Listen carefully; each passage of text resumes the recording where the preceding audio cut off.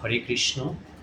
গীতায় অষ্টম অধ্যায়ে অক্ষর ব্রহ্মযোগী ভগবান বলেছেন যে কখন মৃত্যু হলে যোগী এই পৃথিবীতে ফিরে আসে এবং কখন মৃত্যু হলে যোগীর ব্রহ্মলাভ হয় বা মর্ত্যলোকে প্রত্যাবর্তন করে, সে বিষয়ে যেমন ২৪ এবং ২৫তম শ্লোকের অনুবাদটি হচ্ছে যে ব্রহ্মবিদ পুরুষগণ অগ্নি জ্যোতি শুভ দিন শুক্লপক্ষে ও ৬ মাস উত্তরায়ণকালে দেহত্যাগ করলে সে যোগীর ব্রহ্ম লাভ হয়। তার ৬ মাস উত্তরায়ণকালে দেহত্যাগ করলে এবং শুভদিন শুক্লপক্ষে অগ্নিজ্যোতিতে যদি কেউ দেহত্যাগ করে তাহলে তার ব্রহ্ম লাভ হয়। ঠিক সেইভাবে কেউ যদি ধূম, রাত্রি, কৃষ্ণপক্ষ অথবা দক্ষিণায়নের ৬ মাসকালে দেহত্যাগ করে যোগী চন্দ্রলোকে গমনপূর্বক সুখ ভোগ করার পর পুনরায় মর্ত্যলোকে প্রত্যাবর্তন করে। এখন এখানে বলা হয়েছে যে উত্তরায়ণ এবং দক্ষিণায়ন, ৬ মাস উত্তরায়ণ এবং ৬ মাস দক্ষিণায়ন।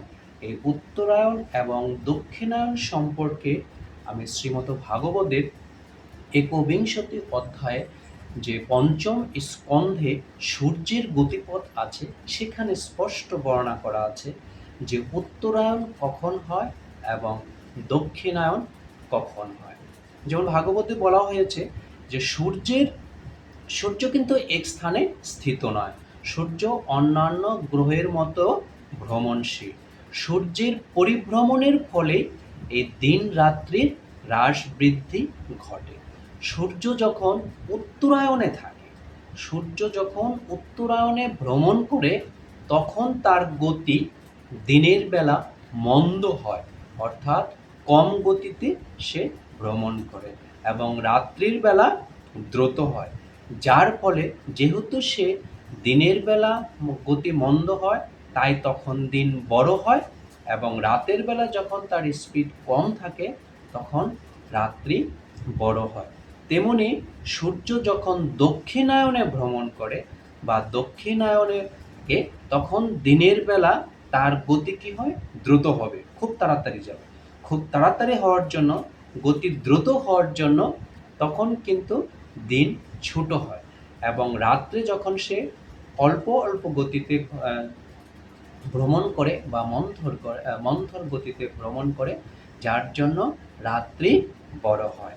এখন এই উত্তরায়ণ এবং দক্ষিণায়নের কখন হয়? উত্তরায়ণ হচ্ছে, দক্ষিণায়ন যেমন হলো কি, যে সূর্য যখন কর্কট রাশিতে প্রবেশ করে, খুব মনোযোগ সে শুনবেন ভাগবতের কথা, সূর্য যখন কর্কট রাশিতে প্রবেশ করে সিংহ রাশি হয়ে ধনু রাশিতে গমন করে তখন সেই পথকে বলা হয় দক্ষিণায়ন।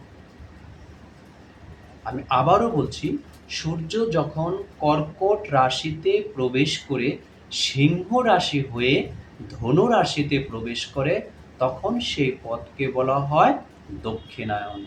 তেমনি সূর্য যখন মকর রাশিতে প্রবেশ করে কুম্ভ রাশি হয়ে মিথুন রাশিতে প্রবেশ করে তখন সেই পথকে বলা হয় উত্তরায়ণ। আমি আবারও বলছি, সূর্য যখন মকর রাশিতে প্রবেশ করে কুম্ভ রাশি হয়ে মিথুন রাশিতে প্রবেশ করে তখন তাকে বলা হয় উত্তরায়ণ। তার মানে উত্তরায়ণ যখন থাকে তখন দিন বড় থাকে, আর দক্ষিণায়নের সময় দিন ছোট থাকে। সূর্য যখন মেষ এবং তুলা রাশিতে থাকে তখন দিন এবং রাত্রি সমান হয়। হরে কৃষ্ণ।